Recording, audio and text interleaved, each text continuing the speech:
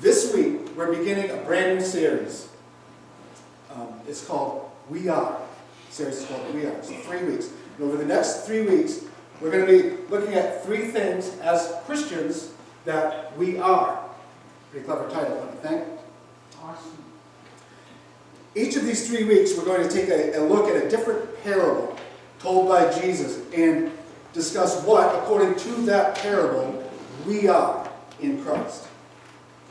Jesus used parables, a lot of parables in his teaching.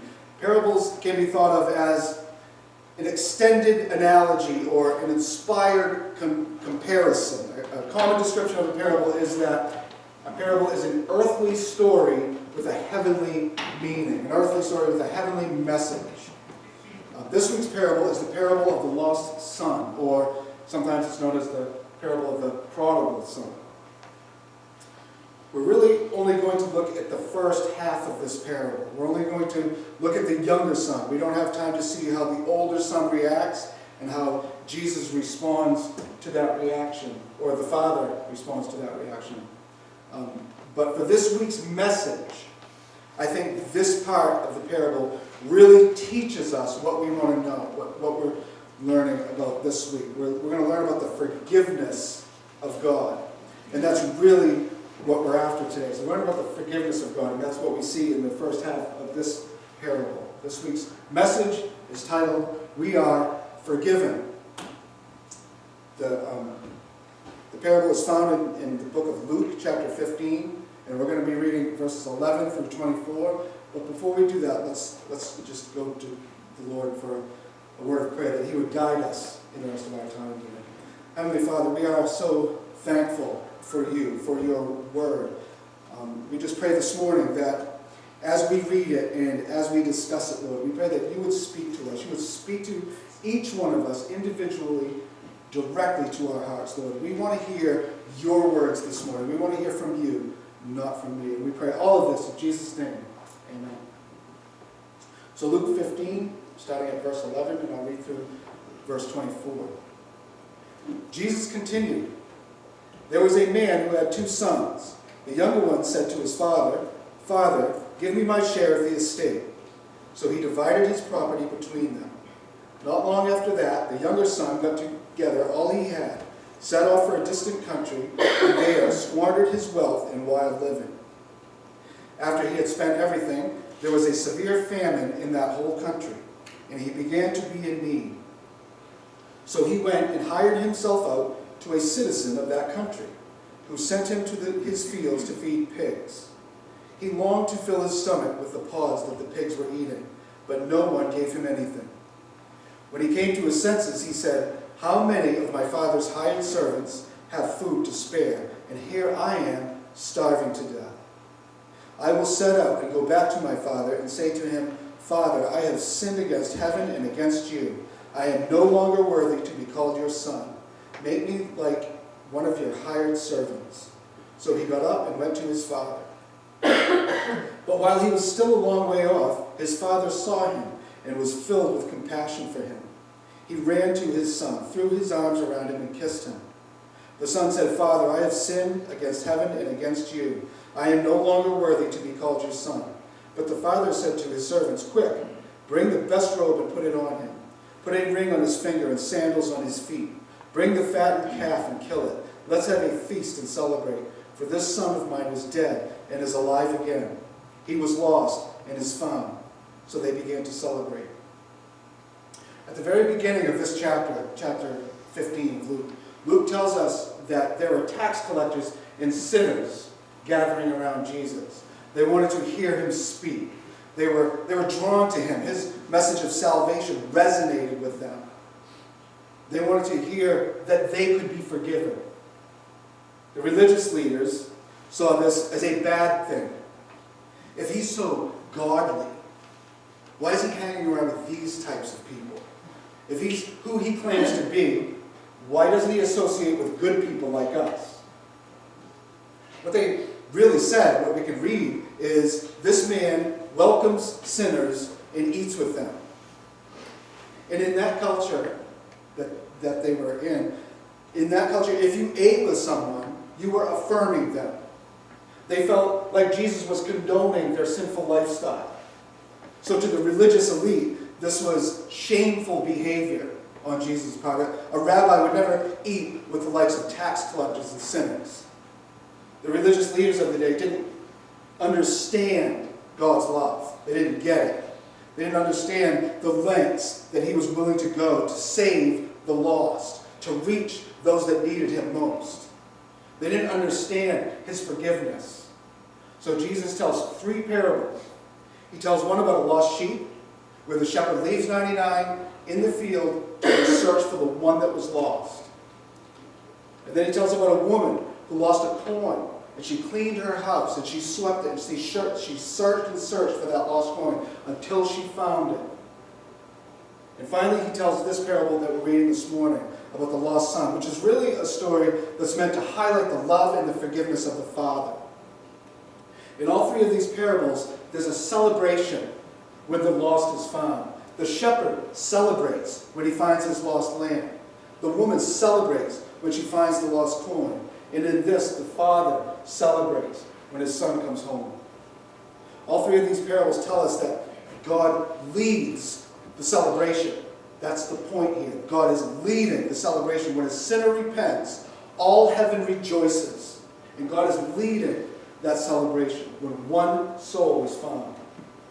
This morning's parable is one that is familiar, but I think when we read the Bible, we tend to read it in our own context, from our own perspective. And this would still be a really good, a really heartwarming story of a father's love and forgiveness for his son, even in 2017 America. This is a good story. But that's not what this is. This is not where Jesus told this parable from. That's not where the tax collectors and the sinners were at the time. That's not where the Pharisees and the teachers of the law were from. To truly understand the story, we need to understand something about Middle Eastern culture in that day. This culture that Jesus lived in valued honor. Honor was everything. Above almost anything, a family's honor was so important to them. A family and its heritage and its honor were more important than the individual people in the family. And that's what made this, that's why this parable would have been shocking, almost unbelievable. It didn't even make sense to the people that were hearing it. This parable would have just been ridiculous. But Jesus wanted them to understand the love that God had for them and the forgiveness that was available. So let's look at this again. Let's read this parable again with that in mind. And hopefully we'll get a better understanding of what God's forgiveness is really like. So let's read verse 11 and the beginning of verse 12. It says, Jesus continued. Now this is because he has already told a couple of parables, so he's continuing here. Jesus continued. There was a man who had 2 sons. The younger one said to his father, Father, give me my share of the estate. Right from the beginning, eyes are rolling. This doesn't even make sense. The Pharisees and the teachers of the law would have been like, no, they're not believing this story, because this would have been unheard of. The son even doing this. And here's why. Because what this kid is saying is, I wish you were dead. Father, I wish you were dead. That's what he's basically saying. So that I could have my share of your estate.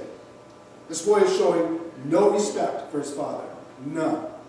Remember, this was a culture that honored the patriarch of the family. This man, this father, would have been honored by his sons. This would have never happened. The father would have been held in the highest regard. And here comes the younger son. He comes to the father. I want my share, as if you were dead. So let's just say that this did happen. This really did happen. What exactly is the son asking for? Well, the son is asking for 1/3 of the father's estate. For 1/3 of everything that his father owns. The older son would inherit 2 times what the younger son or sons would own. There are 2 sons, so he would have been asking for 1/3. So the younger son comes to the father, totally dishonors him by asking for 1/3 of his estate. Animals, land, money, everything. I want 1/3 of it all. So what does the father do? So he divided the property between them. Another Pharisaical eye roll. They would have been like, no, even some murmuring between them. Maybe they would have been like, no, here's this Jesus guy again. This is ridiculous. Why?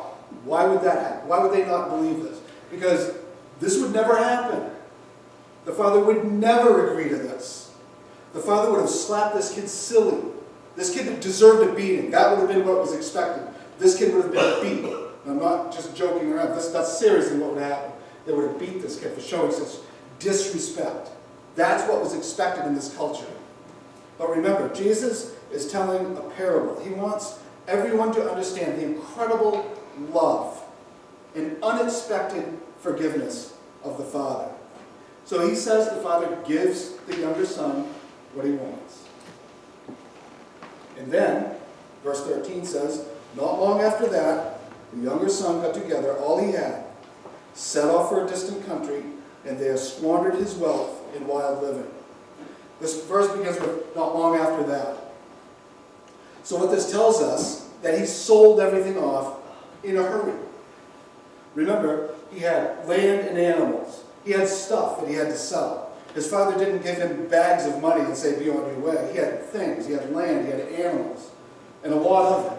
This is a very rich man. He gives him his inheritance, and it would have been stuff. We can assume that if he was in a hurry to sell it, he took a lot less than market value for it. He would have sold it at a highly reduced rate. That, combined with the fact that this was an inheritance, which meant that whoever bought it couldn't really take possession of it yet. Whoever bought it would have to wait until the father died. So what he was really buying was futures. That's really what he was buying. Which means that this kid received a huge amount of valuable assets and sold them at a ridiculously reduced rate. And the father would have known all this. He would have known all this was going on. How do you suppose that would make a father feel? Hurt, angry, betrayed, humiliated. Remember the culture. This is shameful behavior. Jesus says, the son gathers his belongings and his money, and he sets off for a distant country. He just totally turns his back on his family. When he leaves for this distant country, he has no intention of ever coming back. Now, what that means is leaving for a distant country would have meant that he's leaving for a Gentile nation. He's leaving God's people. He's a Jew. He's leaving. He's going to a Gentile nation. He's leaving God's chosen people, leaving the promised land, and he's leaving for some unclean foreign country. If this was a true story, they would have considered this boy dead. When he left, they would have considered him dead. They would have actually had a funeral, because this boy was dead. To the family and to the village, he was dead. And what does the younger son do? He squandered his wealth in wild living. That's all he wanted. That's all he wanted to do. He wanted to get everything that he could get from his father, so he could turn his back on everyone and spend his father's money on wild living. To a culture that placed honor above everything else, this kid couldn't be any more shameful. He couldn't have dishonored his family any more than he just did. He couldn't have brought any more shame and dishonor upon his family and the entire village. The entire village would have been dishonored by this kid's actions. And then, he says, after he spent everything, there was a severe famine in that whole country, and he began to be in need. So he spends all of his inheritance, and we have no idea how much that was, but it was probably a good sum of money. We don't know how long it took him to spend it, but it's gone. Kid's got nothing now. And now, on top of that, there's a famine in the country that he left for. So the bad circumstances that he created for himself, is now compounded by the famine, by this famine. He spent all his money, food's in short supply, and he's beginning to realize that he's in need now. His situation is starting to get desperate. It doesn't look good. I'm guessing at this point, the Pharisees and the teachers of the law, now that they're listening to this story, now they're beginning to like it. They're beginning to like what's happening to this kid. This kid deserves this. Finally, this ungrateful little jerk is going to get what he deserves. Hopefully, he starves to death.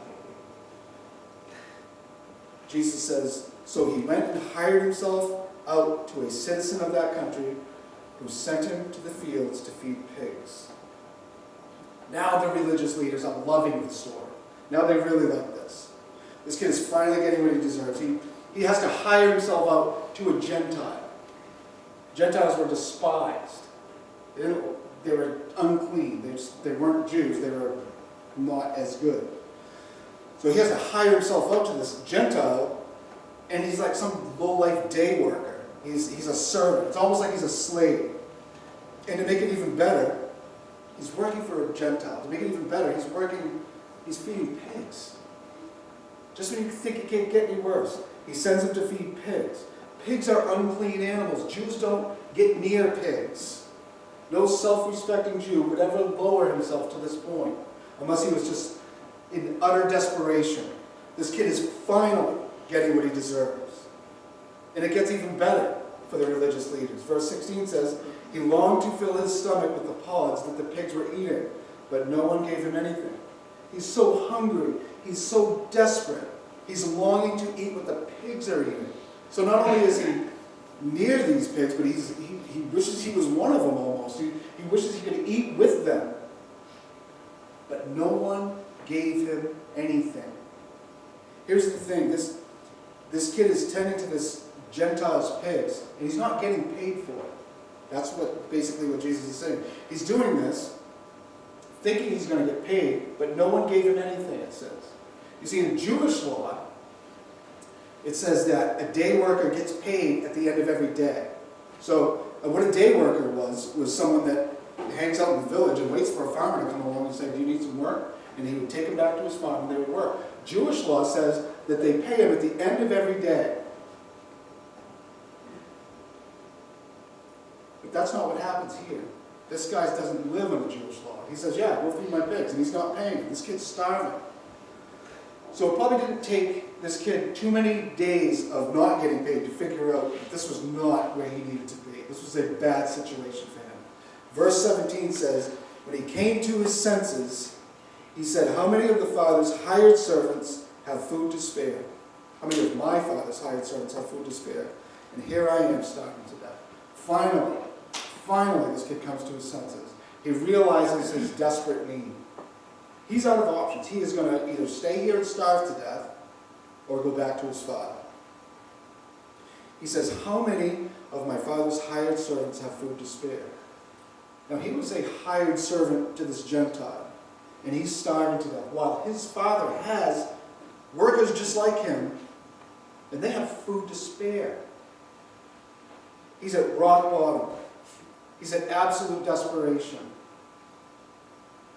He couldn't have possibly dug himself into a deeper hole. And this boy is at the point of realizing that he couldn't have possibly made a bigger mess of his own life. He remembers his loving, generous, forgiving father. He remembers the father that let him willingly walk away. The father that has always given him everything that he has ever needed. And then some. And he says to himself, I will set out and go back to my father and say to him, Father, I have sinned against heaven and against you. I am no longer worthy to be called your son. Make me like one of your hired servants. So he got up and went to his father. This is what repentance looks like. This is when he realizes his desperate situation. He realizes that he has put himself here by leaving his father. He's not blaming anyone but himself. He's just saying, I need to get back to my father because he's the only one that can help me. He's the only one that can save me from the mess that I have made. He realizes his desperation. He realizes his sin. He realizes he's not worthy. But most importantly, he realizes the goodness of his father. So he turns back. He turns his back on his terrible situation that he's put himself in. And Jesus says he went to his father. Now at this point in the story, let me tell you what would have been expected in this culture that Jesus was telling the story. And not only 2,000 years ago, but it would still be expected in most places in the Middle East today. This boy would have walked back into the village where he would have been shamed. He would have been mocked. He would have been ridiculed for days in the middle of the village. He would have sat there while they mocked him and ridiculed him. And he would just sit there and take it. And after a few days of this, if the father was feeling really generous, he would have went to the boy. He would come to the boy, and then he himself would have heaped insults on the boy. He would have shamed his own son. And most likely, he would have beaten him. And then after that, if the father was really feeling generous and kind, he might take the boy on as a day laborer. Maybe. This, which would have been the lowest form of servant on his farm. This is exactly what the young son expected. This is what he wanted. This is what he was going back for. He just wanted a chance to work for his father as a day laborer so that he could eat. And maybe even try to pay some of the money back that he took from his father. This is what the Pharisees and the teachers of the law expected to hear in Jesus' story. This is what the sinners and the tax collectors expected to hear when the kid comes home. But remember, this is not just any story. This is Jesus talking about the love and the forgiveness of the Father. This is Jesus telling the story. He wants everyone to understand this kind of love that we don't even comprehend. This kind of forgiveness that just doesn't make sense. If the people that were listening to this parable thought it was a little far-fetched up to this point, this next part would have been completely unheard of.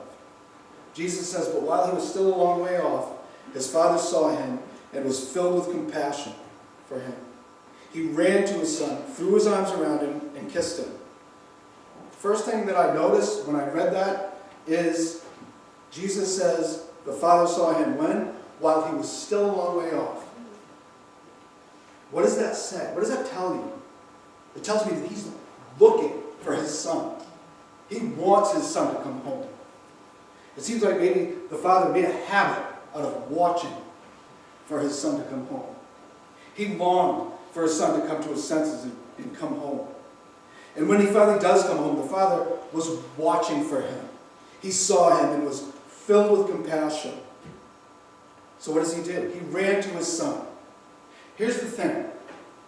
Any honorable man from this culture does not run. This was a rich man. He was honored. He was high society. They don't run. It's shameful. Not only is running shameful, but so is exposing your legs, which the father would have had to do in order to run. Where Jesus says he ran to his son, the wording that's used here is to sprint. He sprinted. He didn't just kind of scurry down the path, hoping he didn't trip over his robe. He hiked it up and ran. He was sprinting to the son. He was exposing his legs to the entire village. It was like he ran, he didn't care. He was shaming himself, and he didn't care. He exposed his legs, and he ran through the village to get to his son. And what does he do when he gets there? He threw his arms around him and kissed him. The son hasn't even said anything yet. He's just walking along, probably had his head hung low. He's feeling shame himself. He's practicing his speech. He's expecting to be shamed and ridiculed and beaten. And when he looks up, what does he see? He sees his father running as fast as he can. He throws his arms around his son and he starts kissing him. We love this scene, don't we? This is so heartwarming for us. But do we realize what just happened here when we read this? Do we get it? Do we really understand what just happened? The father got to the son before the son got to the village. So now the son doesn't have to go to the village. The son doesn't have to take the shame and the beating. The son doesn't have to go through all the ridicule from the people. The father already has him. So what really happened was this. The father, by running with his legs exposed through the village, took the shame for the son. In a society that values honor above all else, this is an unbelievable act of love. The Father has just shown for his Son. And now the Pharisees are probably like, does it ever stop with this guy? This is the most ridiculous story I have ever heard. This doesn't even make any sense.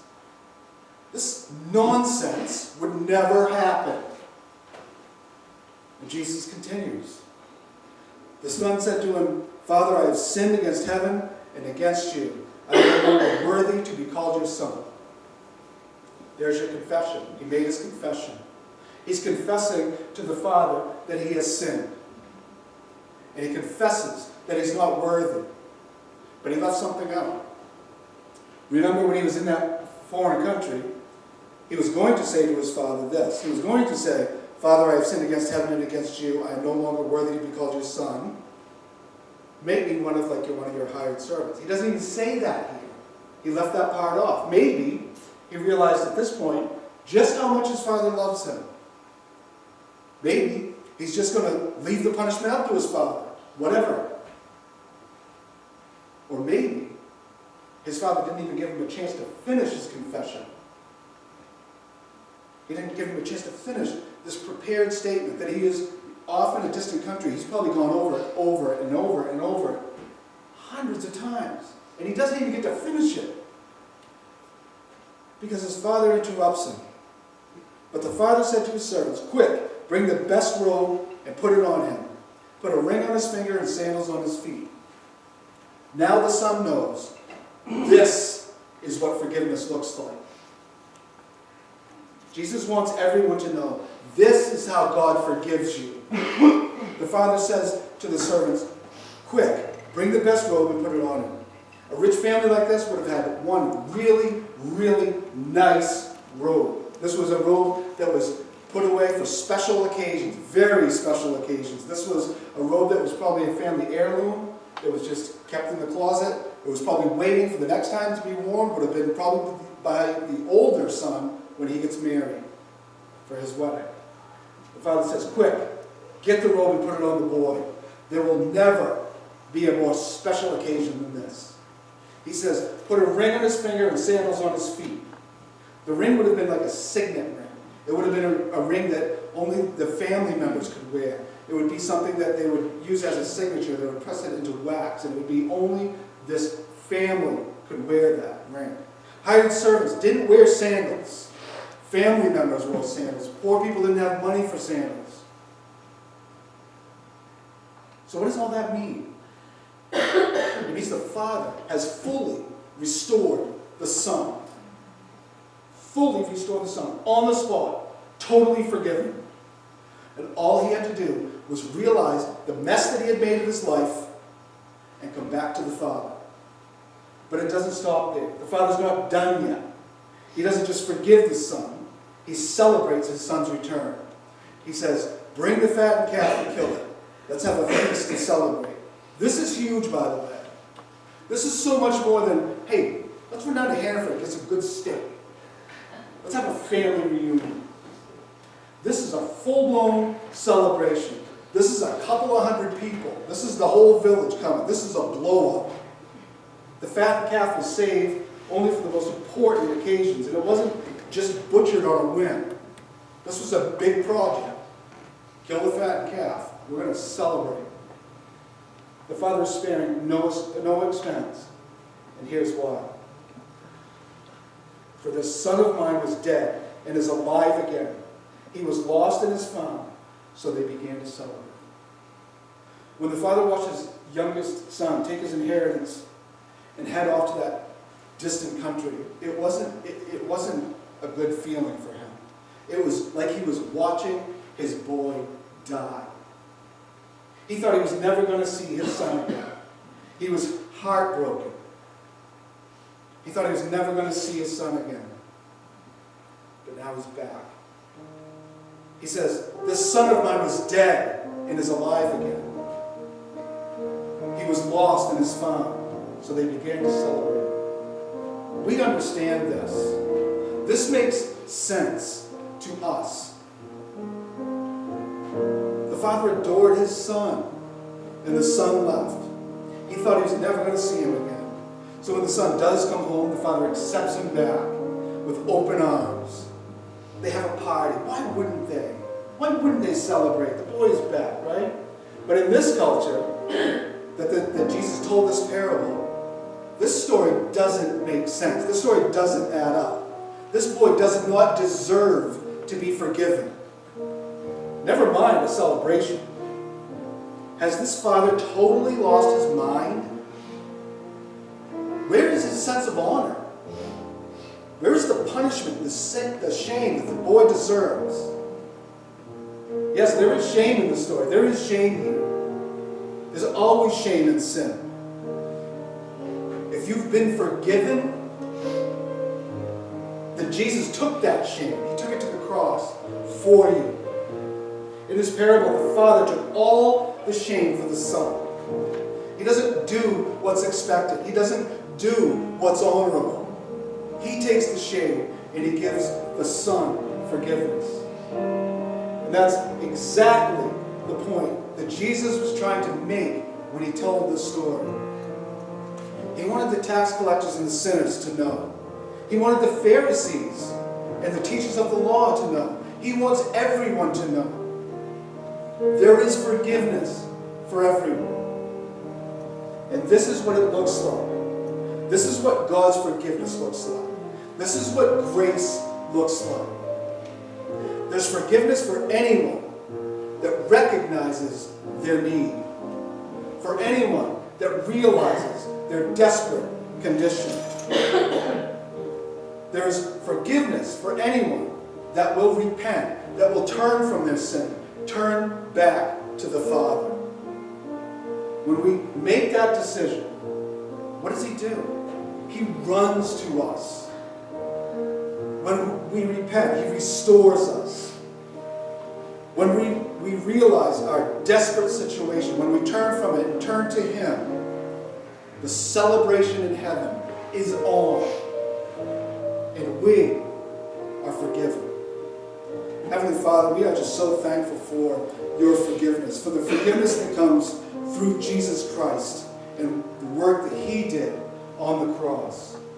We pray this morning that we would be honorable, that we would be pleasing, that we would recognize the shame that our sin causes and the fact that you take it from us.